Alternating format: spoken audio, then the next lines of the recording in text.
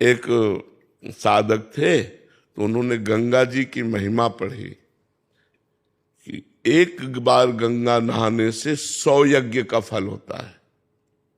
100 यज्ञ करे तो जो फल उससे होता है एक बार गंगा नहाने से होता है।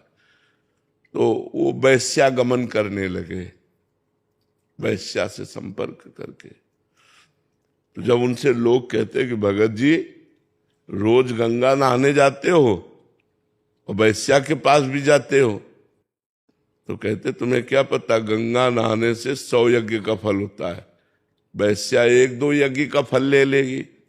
तो गंगा मैया को लगा कि हमारी महिमा को कलंकित कर रहा है, तो एक बालिका के रूप में जब वो नहाने गया तो सफेद कपड़ा लेकर गंगा के जल में डालती और फिर बालों में कर देती, फिर जल में डाल धोती, साफ हो जाता, फिर बालों में कर देती।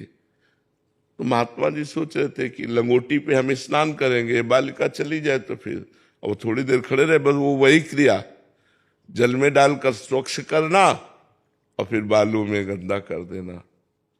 रहे बार बार धोती गंदा करती, जब धोती है तो गंदा क्यों करती हो, गंदा ही करना तो धोती क्यों है। ऐसे थे। बोले ये बात तेरी समझ में आ गई,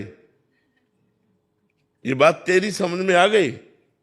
उस समय गंदा ही कपड़ा था, ये बात तेरी समझ में आ गई। जब तुझे पाप ही करना है तो गंगा क्यों नहाता है, जब गंगा नहाता है तो पाप क्यों करता है।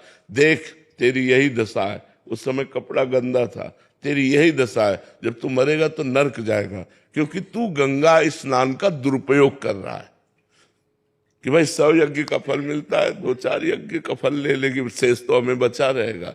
तो हम लोग क्या करते हैं कि जब हमारा पाठ पूजा और नाम जप हो जाता है तो मन कहता है ये तो हो गया ना, अब चलो और करते हैं, मनोरंजन करते हैं, फिर वो गलत आचरण।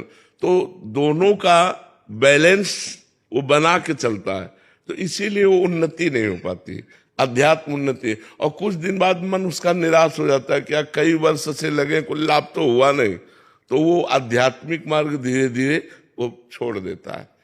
इस बात को देखते रहे कि हमारा आध्यात्मिक मार्ग प्रकाशित होता रहे, बढ़ता रहे, हमारे द्वारा जो त्रुटियां हैं वो नहीं होनी चाहिए, वो हमको बंद करना है। मतलब 1 बार हो गई, 2 बार हो गई, 10 बार हो गई, 50 बार हो गई, हमको छोड़ना है।